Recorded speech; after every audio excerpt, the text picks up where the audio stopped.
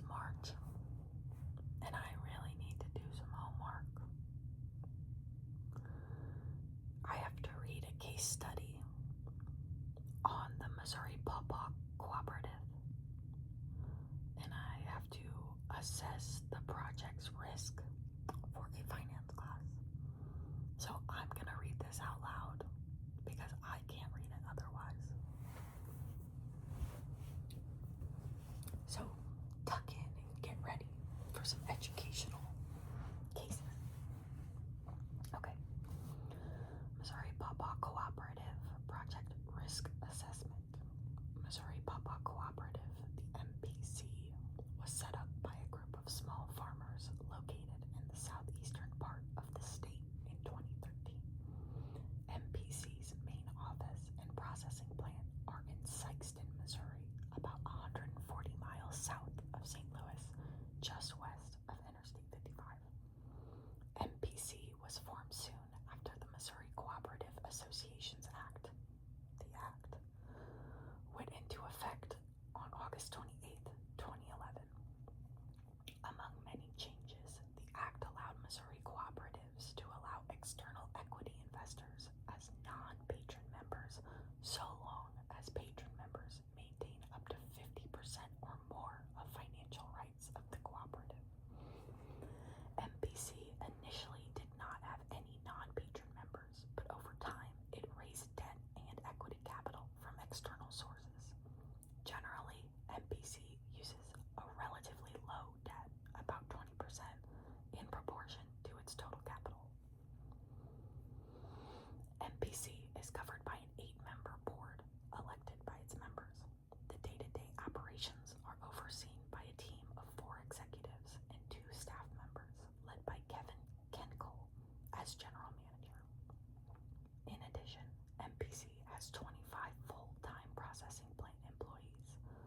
The plant operations typically involved chopping, washing, packaging of fresh fruits and vegetables, grapes, apples, watermelon, tomatoes, carrots, etc. Grapes, apples, watermelon, tomatoes, carrots, etc. Grapes, apples, watermelon, tomatoes, carrots, etc. Grapes, apples, watermelon, tomatoes, carrots, etc. As well as climate-controlled storage. MPC's capacity to maintain a steady supply of fruits and vegetables allowed it to get into institutional markets like school districts. It was able to effectively compete against some of the larger out-of-state players in its market. In the most recent fiscal year, ending on December 31st, 2011, it generated $87.58 million in sales. Exhibits 1 and 2 show income statement and balance sheet of MPC. MPC does not pay income tax due to its structure. Instead, members pay tax on the co-op profits allocated to them. Okay, I need to highlight that. La la la.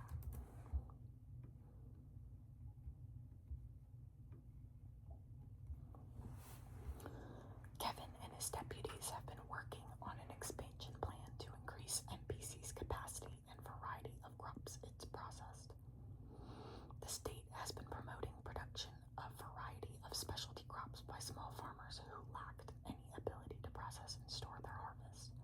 There seems to be a need to accommodate these farmers and grow MPC's reach through value-added products.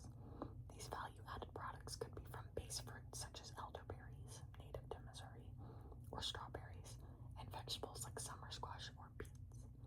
One such product under consideration has been elderflower infused sparkling water. The expansion, oh my god, I'm only on the first page. The expansion plan called for a larger processing plant and climate-controlled storage facility that would cost $60 million. This included land acquisitions, $1.5 million, construction and equipment costs, as well as adding working capital, $5 million, necessary to sustain higher level of sales. The necessary funding would be provided through a mix of retained earnings and borrowing. MPC has already raised half of required capital through retained earnings over the years. Investment in fixed assets would be depreciated using straight-line method down to 0 over 10 years. MPC projects that the investment would require MPC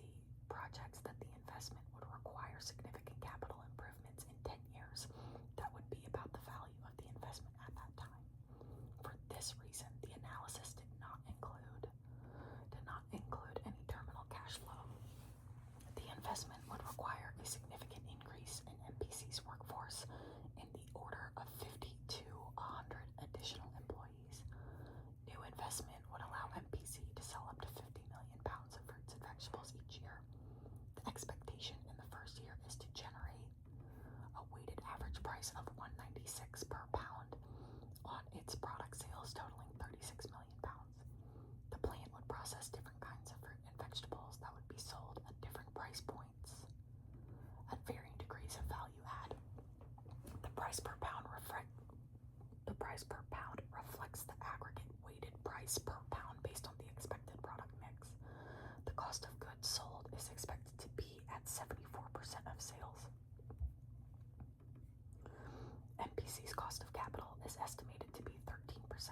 Exhibit 3 shows the initial investment analysis completed by an MPC executive. Even though the initial net present value, NPV, I hate NPV, estimate is positive, Kevin is concerned about the risk of investment since it would also lead to a major expansion of MPC's operations in a short time period. Any troubles with the investment would jeopardize the future of MPC and create financial hardship for its employees and members. Financial risk, it's not all about the NPV. We learned in my first finance class, because I'm getting my MBA right now, and I've never taken a business class before, so this is all new to me. We learned in my finance class that when you're assessing a project, if it has a positive NPV, you should take the project. But now in my financial risk class, we are learning that that's not true. You have to evaluate the other variables when assessing whether or not you should take a project other than NPV. You have to assess other variables to see if that project would be worth taking. Okay, let's keep reading. Kevin and his team have spent considerable amounts of time to assess the variability of key parameters of the project. The team is confident about the level of capital requirements of the investment and fixed expectations over time. However, there are disagreements on the variability of sales quantity, average selling price, and cost of goods sold as a percent of sales. There is a strong belief that MPC could achieve initial sales quantity projections, but the evaluation of historical quantity projections and actual levels show that there is a significant variability. Historical records show that the sales quantity and selling price could be 8 and 9% below projections or 4 and 3% above projections, respectively. In addition, cost of goods sold as a percent of sales could be as low as 72% or as high as 77%. Historical records also show that sales quantity forecast errors are unbiased, that's good, with a 6% standard deviation.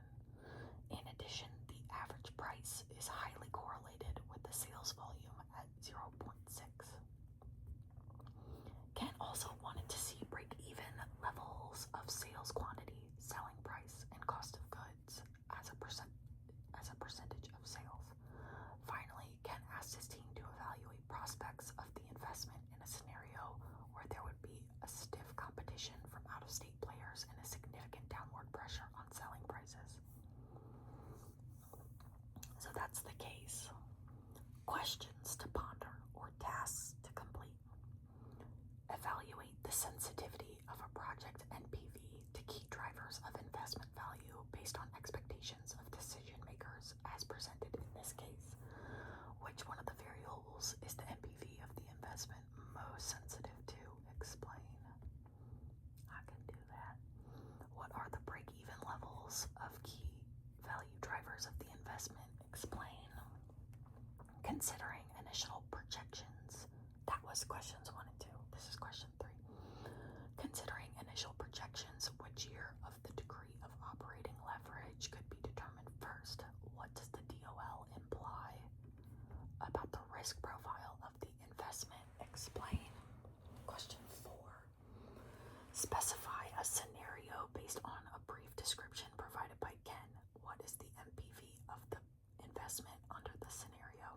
How could the scenario inform Ken's decision making? Explain.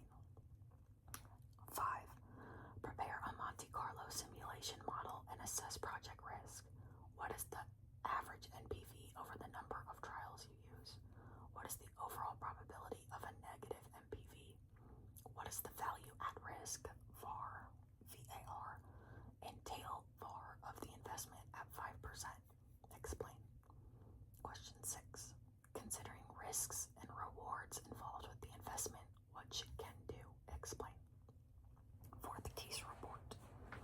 Prepare a report based on your analysis to provide insights and well-justified recommendation on how Ken should decide. You are free to modify assumptions, but make sure you explain your rationale. Make sure to submit both your report and analysis using the designated upload option in Canvas. The report should be in a Word document, single line spaced, 1-inch margin, 12 font size, no page limit. Expected range is 3 to 5 pages. The case will be evaluated using the rubric shown on the last page. And then it's showing Exhibit 1, the MPC's income statement for the fiscal year ending 12/31 in millions.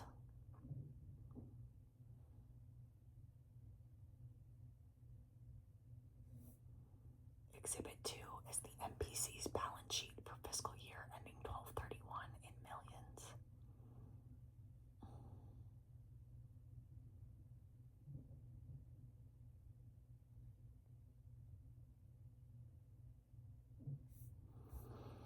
And Exhibit 3 is a financial analysis of MPC expansion. And then the case rubric.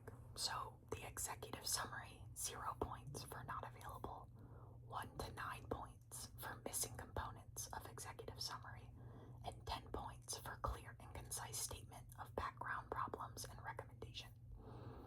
Key issues, 0 points for not available, 1 to 6 points for problem is not fully identified or missing many elements, 7 to 9 points for few elements of problems are missing, 10 points for clearly identifies and explains decision problems. The analysis, 0 points for not available, 1 to 49 points for major errors in analysis, many missing answers to case questions and or no alternative courses of action and or missing spreadsheet file. 50 to 54 points for few major errors in analysis and or many missing answers to case questions and or missing alternative courses of action. 55 to 59 points, analysis contains few minor errors and or few missing answers to case questions and or missing alternative courses of actions. 60 points, analysis is complete without errors, answering all provided case questions and includes alternative courses of action. Conclusions and recommendations, 0 points for not available, 1 to 6 points for missing recommendation and or justification, 7 to 9 points for recommendation is not clear and or not fully justified, 10 points for clearly identifies and defends the recommended course of action. Supporting information, 0 points for not available, 1 to 6 points for few relevant graphs, exhibits, tables, and data sources are provided, 7 to 9 points for most relevant graphs, exhibits, tables, data sources are provided, and 10 points for all relevant graphs, exhibits, tables, and data sources are provided. And that is the Missouri Pawpaw Cooperative Project Risk Assessment case.